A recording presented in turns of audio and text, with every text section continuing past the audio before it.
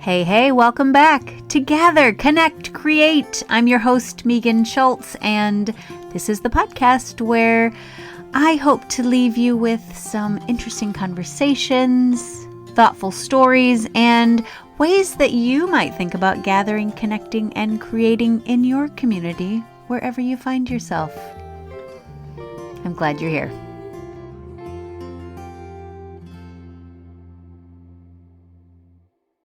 Welcome back, listeners. If you are here for part 2 of my conversation with Dr. Jane Shore, learning scientist, writer, visual thinker, artist, who has this beautiful Substack called School of Thought and has just recently released a book called People-Based Learning, The Future of Learning is Human, then you are in the right spot.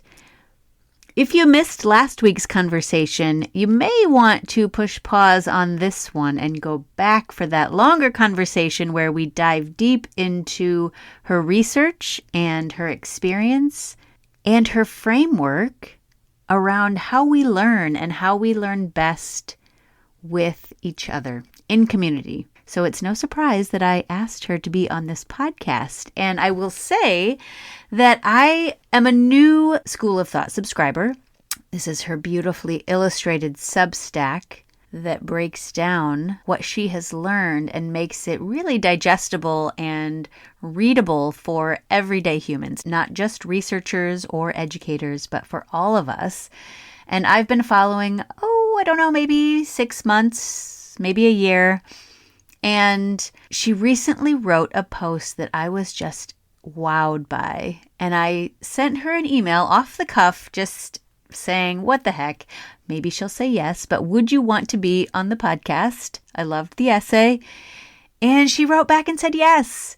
And I'm so thankful that she did, because as I dove deeper in preparation for our conversation, as I got a copy of her book and read her book and sort of did a deep dive into her Substack, I realized that she is really putting a language around and a framework around how I have been feeling and thinking about just existing in this world and how much we need each other and how much we can learn from and with each other in story and in conversation and in gatherings and together, which is essentially the point of this podcast.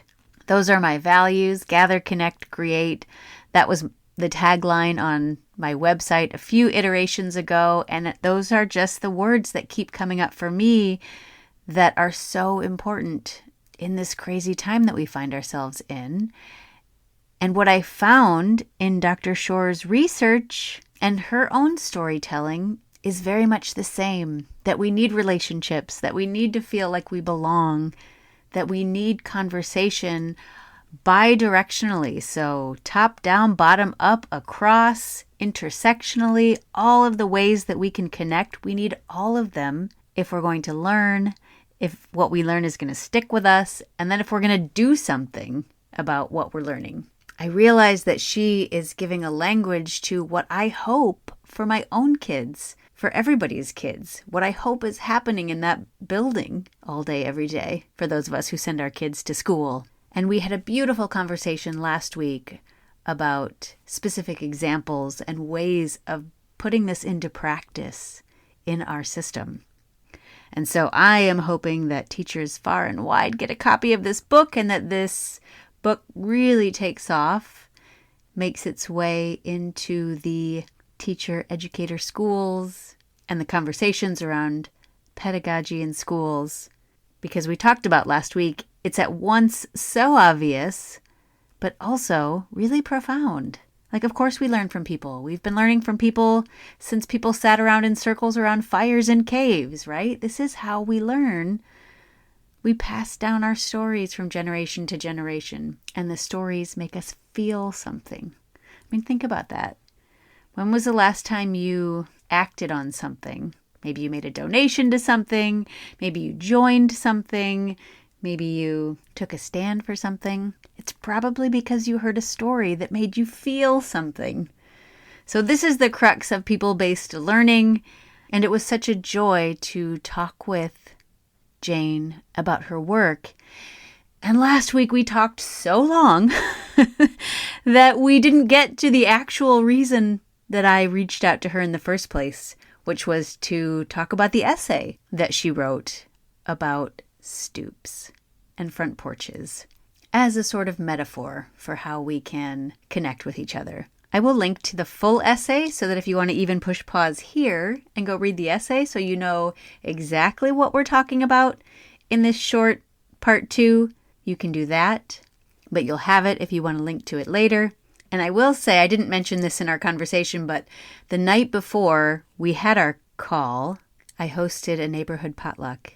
And I really wanted to move it to the front porch to model what she's talking about, to have everybody out in the front so that people passing by could join in or say hi or wave. And unfortunately, it was raining, and so we had to move the whole thing inside. So it really did end up being a back porch party with people I know. But there was one point when a friend of mine and I were out in the front because it was too hot inside. We were standing on the front porch, just the two of us, and this guy walked by. He noticed a sign in my yard where my son is going to go to high school next year, and he turned and waved, and he said, "Oh, that's so cool. You have somebody going there? I went there. It was an awesome school. I had a great experience. It was just the best." And we had a little dialogue back and forth, and that wouldn't have happened if I was on the back porch. And my friend, who also knows Jane, she and I looked at each other and just exchanged this knowing look of, oh my gosh, it just happened. Exactly what she's talking about just happened. And so I thought, what a beautiful example of people-based learning. So thank you for coming back for part 2. I am going to drop us right into the conversation right where we left off last week, and I hope you enjoy it. The reason I emailed you in the first place was because of the Substack that you mentioned in the last episode about the stoops and about front porches versus back porches. And because my intent on this podcast is to leave listeners with little nuggets of things that they can try on the daily wherever they find themselves. And so I'm curious if you can just talk a little bit more about this concept in your post. And of course, I'll link to that post so listeners can read the whole thing, but just this concept of front versus back. Yeah. So the idea by Monica Guzman is a journalist, and she is somebody who has opened up opportunities to reach across differences of fundamental opinion. And she's been somebody that I've followed for a long time. She wrote a book called I Never Thought of It That Way. And one of the concepts in her book is this idea that there are front stoops, or I think she calls them front porches versus back porches. And when you are on your back porch, the people need to be invited in, and they're people you know and people who care about you and tend to think like you, and they're having, I'm just imagining, I don't have a back porch, but it's like you have to know the person. And we're spending a lot of time lately on our back porches for a lot of reasons. And her encouragement, her invitation is to go to the front porch. And I've translated that to front stoop, because I live in the city of Philadelphia, and Philadelphia has a front stoop culture. So if you come to Philadelphia on a nice day, and we used to live on a smaller street, we now live, the streets all have tree names. And so treesy streets where you're sitting on like steps that go high up, and people walk by and sometimes will stop to talk. And imagine the world that opens up if you're out front, where there's a possibility of connecting with people in ways that maybe don't have to do with the things that you disagree with. You connect with them as humans. And there's a guy named Jason, and I'm going to get the last name wrong. I'll have to send it to you. It's Ona Ufu, or I'm sure I'm saying it wrong. He's a researcher in California, and I think he's at UCLA. He talks about the idea of the only way we can get over our understanding or our feelings of stereotype and all these things that we have in our mind is simply be in settings where Mm. it's like the front stoop. This is Mm. what is in our air that we're breathing and we're connecting. And it doesn't have to be around the things that we feel like make us so different. And it doesn't have to be the things that make us the same. It's just imagining that we're all humans, which does make us the same. You know, Yes. we are humans. And so being on the front stoop, I love our stoop. And I literally, I might even this afternoon, I will sit out there and my neighbors do. And sometimes I'll call, I'll have someone from around the corner. And people will come and gather and just sit down and talk. And you end up, as we were saying in the last conversation, we were talking about the idea of crossing those organic boundaries. Yes, walking by is maybe more of an organic boundary, but not everybody that walks by is going to think the same way. Mm. So, how do we find more front stoops? How do we find places where we can connect as humans? And that'll allow us to hear stories. And one of the things that I've learned, from this work regarding sort of our conversation campaign that I've gotten to do that contributed to the book, the more you ask questions around stories over people's stances, the more able you are to connect with them as a human. So Mm. instead of what do you think about this, what's the story that brought you to this place? What's Mm. behind your idea? So imagining the ways we can learn people's stories over their stances allows us to move to the front porch or the front stoop or the more open setting. And we don't Mm. have that many places. I think I find myself lately having more intergenerational conversations. And every single time I recognize, like, why don't we have this? I'm talking to younger people and older people. And I just wonder why we don't have more spaces where there are, we can cross age and background and culture. And I'm just looking for those, Mm. you know? Yeah. And it's so exciting. And I've recently had conversations where we're just like, either, there are various settings, but people will leave and be like, oh, that was such a good conversation. And it's really because there are people of, I'm going to say different ages, but there could be so many differences. Yeah. We can learn from each other. And especially, we talk about, well, this is a slightly different, this is a tangent, but the idea of, people talk about reverse mentorship. I feel like that's the way it should always be. We should be bi-directionally learning from one another because there's so much we can learn from young people and older people and all of that, to recognize it goes both ways. Yes. Mentorship doesn't need to be like a hierarchy where I'm teaching this person that I'm mentoring Yeah. and I'm going to just like tell them what I do. I have, my young friends that I'm always like, ooh, what do you think of this? What kinds of Yeah. things would Yeah. you say? So I feel like you find that on your front stoop. Like Yes. that's where you have to cross the conversation. Yeah. Yeah. Well, and you wrote in that Substack, the question isn't whether your back porch is cozy because, well, of course it is. The Yeah, question is what you're losing by not leaving it. It might be your capacity for surprise, your tolerance for complexity, and slowly the quality of your own ideas.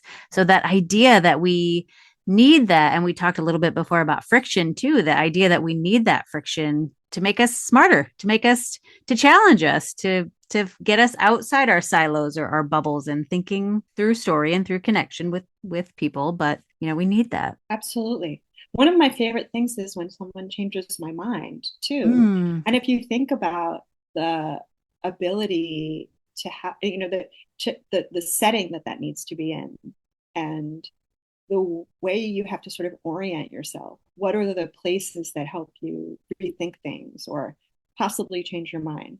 Mm. And being open to that, it feels really important for us. I constantly want to gather evidence because I feel a certain way, but I could be, for a lot of things, there could be other information out there that I don't know. Mm. Yeah, beautiful. Yeah, it's so interesting. As I was preparing for our conversation, I was thinking about all the women, because I've only had two men on this podcast so far, but I was thinking about all the women who I've interviewed, over 100, and trying to think, are any of them doing people-based learning now. And I like, there was a few that came to mind. Like we have a muralist, for example, way back in season 1, and she doesn't just get a commission and then paint. She gets a commission and then goes to the community, sits down and talks with them about who they are and what they want and what represents them and how they want to be represented and what's important. And I was like, ta-da! That's like, she's doing it. That's people-based learning. You know, her name is Tia Richardson.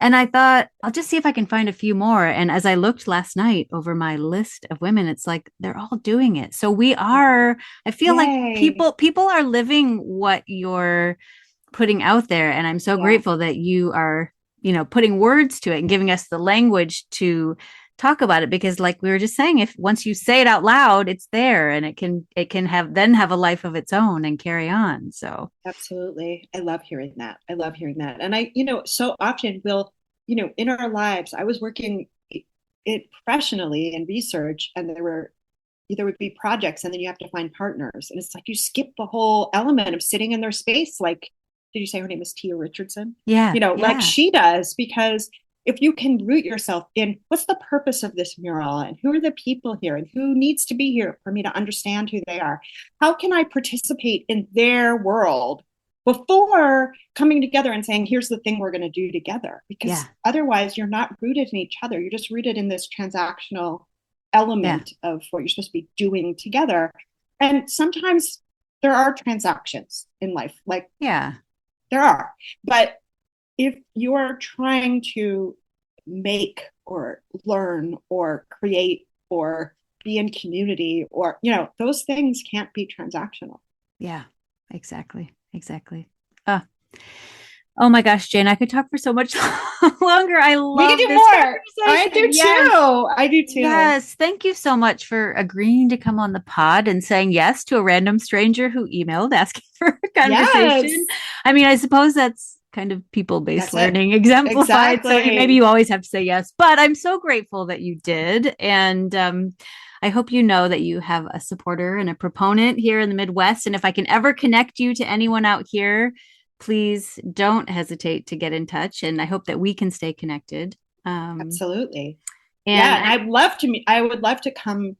I was on a meeting the other day. I know you're wrapping up, but I was in a meeting the other day and someone was on there from a library, and I'm going to be in that area in Northern Virginia in a few weeks. And she said, can you come to the library? I'm like, yes.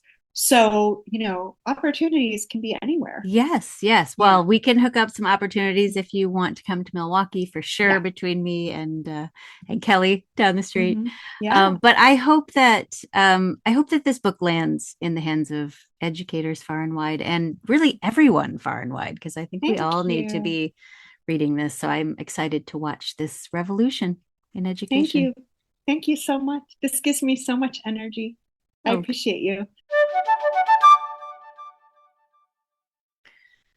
Oh, listeners, I am so grateful to Dr. Jane Shore for saying yes to a random cold email that came through her Substack, and that she agreed to talk with me. I have learned so much in conversation through reading her book, but really conversation, which is, not surprisingly, the point of people-based learning.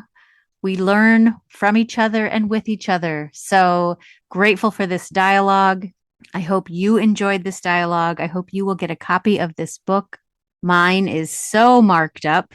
I've got highlights. I've got notes. I've got things I want to remember and point out. And it really is one of those books that sits with you longer than just the reading. I am coming back to some of these ideas and really holding them because they are so profound, so simple, but so profound. And I hope you will get a copy of her book and enjoy that as well. And if you do, I would love to hear about it.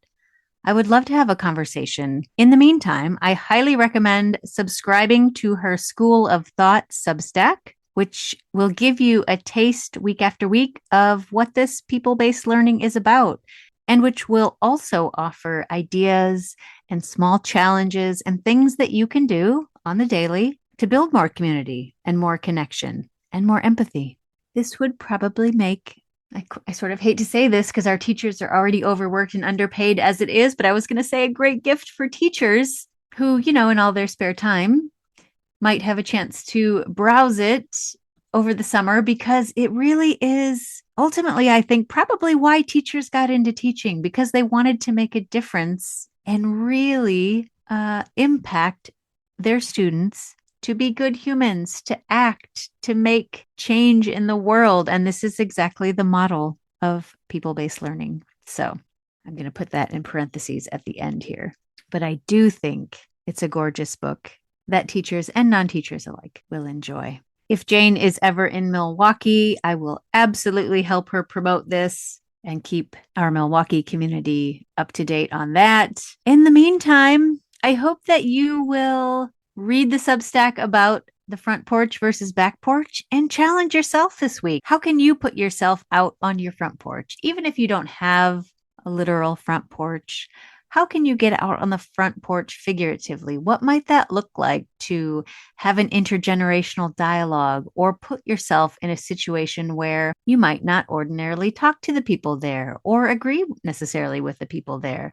Could you sit yourself at a bus stop or a coffee shop and look up instead of looking at your phone? Could you pause with that awkwardness in a checkout line and make conversation instead? I would love to hear how that goes if you try it, because I would love to celebrate with you, because I think we need more of that. That is what I had in my head when I rebranded last fall to Gather, Connect, Create, and why I put connect at the center. All right. Thank you, Dr. Jane Shore. I may well have you back for parts 3, 4, and 5. I look forward to watching the revolution of this book spread and seeing where this goes. And I hope you do too. I'll be back next week with another way to gather, connect, or create. In the meantime, be well.